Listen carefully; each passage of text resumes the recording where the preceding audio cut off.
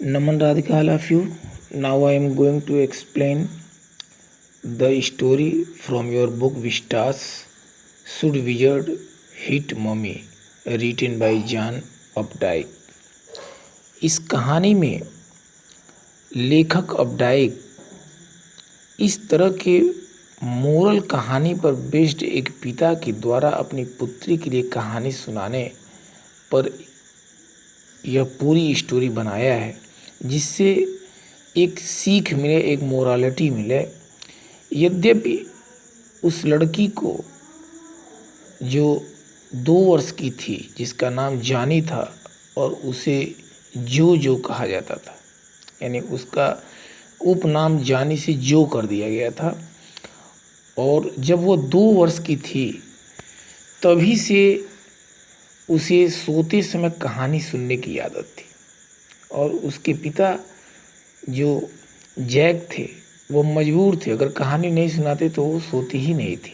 जब 2 वर्ष की थी तभी से कहानी सुन रही थी और 4 वर्ष की करीब हो गई थी, यानी उनको कहानी सुनाते हुए हर शाम 2 वर्ष हो चुके थे, यानी अब लड़की की अवस्था 4 वर्ष की थी। कहानी का जो थीम था वह एक ही रहता था। वह अधिकतर अपने कहानी में रोजर नाम के छोटे एनिमल को रखा करते थे और उसी के नाम को इधर उधर चेंज करके, चूँकि इतने सारे थीम उनको कहाँ से मिलते, उसी को अदल बदल करके उस बच्ची को सुनाते थे और उसको कन्विंस कर देते थे कि मैंने एक नई कहानी सुना दिया। अब इस कहानी में दूसरी एक थीम पर जिस पर ये बेस्ड है कहानी, शनिवार के शाम की बात है। प्रत्येक शाम की भांति उनकी पुत्री जो थी उसने कहानी सुनने के लिए जिद किया और उन्होंने अपने केंद्रीय पात्र जो वह रोजर रखते थे, जो कि स्कंक था, यानी इसके पहले वह रोजर किसी फिश का नाम रख देते थे, रोजर गिलहरी का नाम रख देते, रोजी चिपमंक का नाम रख देते, लेकिन आज जो रोजर जिसके बारे में वो कहानी सुनाने आए थे वो रोजर स्कंक नाम था, उस छोटे से पक्षी का या जीव का, क्रीचर का। इस रोजर स्कंक की कहानी यह थी कि इससे बहुत बुरी दुर्गंध आती थी, बहुत बैड स्मेल इसकी बॉडी से आता था। ये ऐसा क्रीचर था, ऐसा प्राणी था, वो बहुत ही बदबूदार था।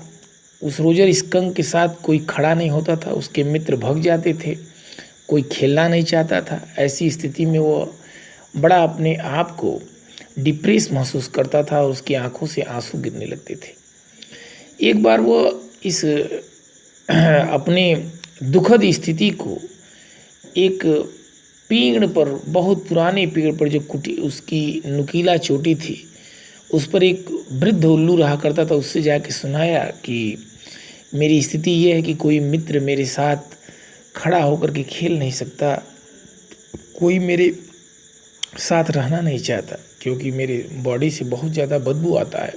रोजर स्कंक को उल्लू ने बताया कि ऐसी स्थिति में आपको मैं एक सलाह देता हूँ, आप उस अंधेरे जंगलों में से गुजरता हुआ सेब के वृक्ष के नीचे से होता हुआ दलदल तक जाएं तथा वहाँ एक छोटी सी नदी, ऊपर उसके एक जादूगर का घर होगा। उस छोटे से श्वेत घर पर पहुँचने के पश्चात रोजर स्कंक ने द्वार थपथपाया।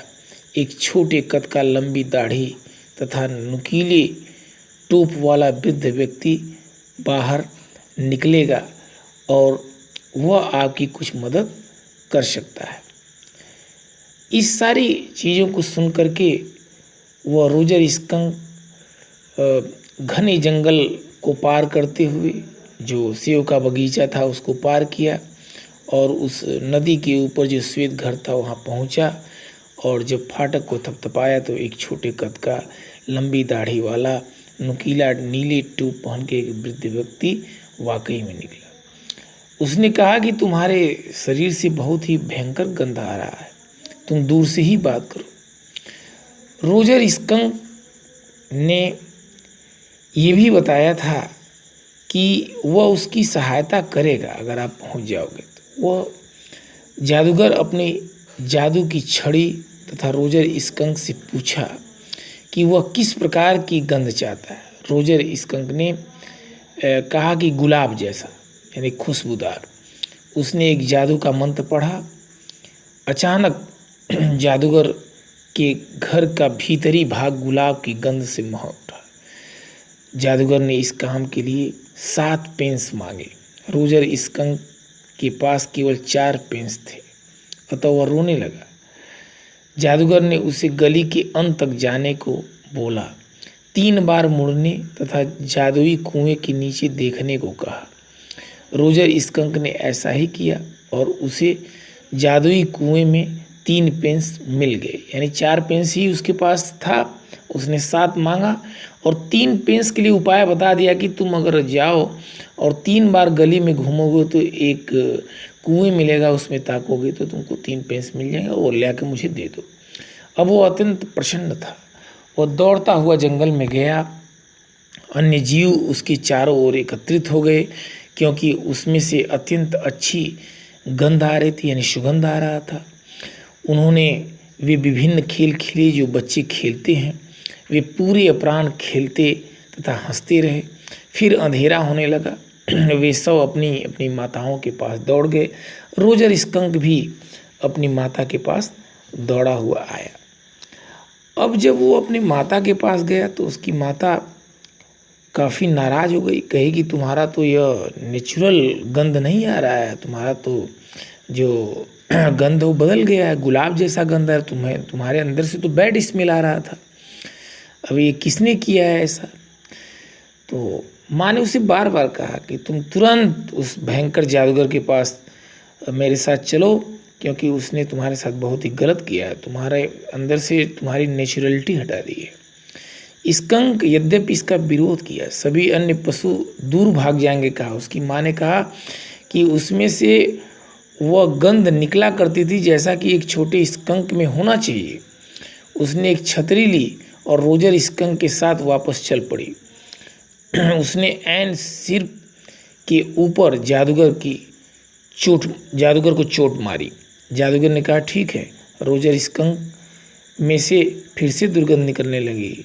अब वह गुलाब की भांति गंध नहीं दे पाता था, यानी उसकी माँ के नाराज होने से कि तुमने मेरे बेटे को क्यों इस तरह का बना दिया, तुम वही जो पहले नेचुरल था वैसा बना दो। इसके लिए उसकी माँ ने उसको हिट किया, यानी छड़ी से उस जादूगर को मारा। तो जादूगर ने भयभीत होकर पुनः उसको वही जो है जो पहले दुर्गंध आती थी वैसा ही बना दिया। अब रोजर स्कंक के शरीर से फिर बदबू लगाने। जो ये कहानी सुन रही थी जैक के मुख से, उसके ओठों में छूने के लिए हाथ बढ़ाया और कहा, तब जादूगर ने उसके सिर पर चोट क्यों नहीं मारी? उस छोटे स्कंक को वापस नहीं बदलना चाहिए था। उसके पिता ने कहानी को अपने ढंग से ही आगे बढ़ाया। स्कंक तथा उसकी माँ घर गए। उन्होंने रेलगाड़ी की आवाज़ सुनी। जब पिताजी घर आए तब उन्होंने रात्रि का हल्का भोजन किया।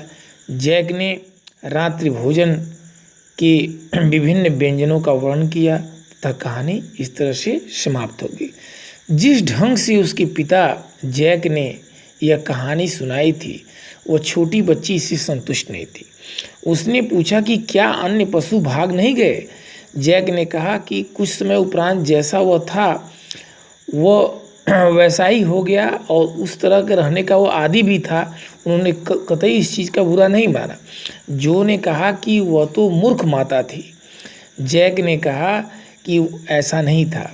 जो ने सोचा कि वह उसके सामने अपनी माँ का बचाव कर रहा था, अथवा ऐसे ही किसी अन्य विचित्र बात का। जैक ने उससे कहा कि वह तकिए में अपना सिर रखे और अच्छी लंबी नींद ले, चुपचाप सो जाए।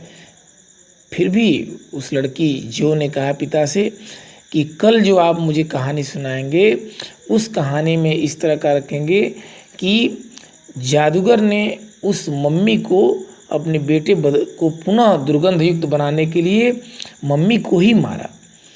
जैक ने कहा कि कहानी ऐसी नहीं थी।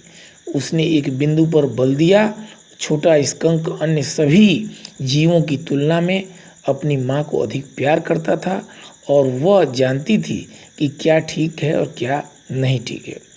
जो ने फिर अपने पिता से कहा कि वह अगले दिन यह कहे कि जादूगर ने उस माँ को चोट मारी। उसने यह दबाव डाला कि जैक उससे यह वादा करे कि जब वह कल सुबह उठेगी तो आप इस कहानी में यह मोड़ देंगे, क्योंकि आपने जो कहानी सुनाया है वह ठीक नहीं है। जैक ने द्वार बंद कर दिया तथा नीचे गया। उसकी पत्नी नीचे समाचार पत्र फैला करके, रंग रोगन का डिब्बा खोल करके नीचे की मंजिल पर रंग रोगन वगैरह का काम करती थी। उसने कहा कि यद्यपि उसकी पत्नी जो थी, यानी जो की माँ थी, वह नीचे रंग रोगन कर रही थी तो कुर्सी पर चढ़ी हुई थी, तो अब वो कुर्सी से गिर न जाए, उसने कहा कि पीछे से मुझे सपोर्ट करो। उस माँ का नाम क्लेयर था, यानी जो के माँ और जैक की पत्नी का नाम क्लेयर था। और उसने कहा कि अभी तक आप बच्ची को सुलाने में ही रह गए, आपको और कोई काम नहीं सूझता क्या? अब आगे वो अपेक्षा करती थी, यानी जो की माँ थी वो अपेक्षा करती थी कि कुछ ये सहयोग करेंगे, लेकिन यहाँ पर जैक अब कुछ करने के लिए हिम्मत नहीं जुटा पा रहा था। वह एकदम थक गया था, बोर हो गया था, और वह अब केवल और केवल चाहता था कि अब सब चीज़ छोड़ करके अब मैं आराम की मुद्रा में यानी सो जाऊं। इस तरह से इस कहानी का अंत हो जाता है। Thank you all of you.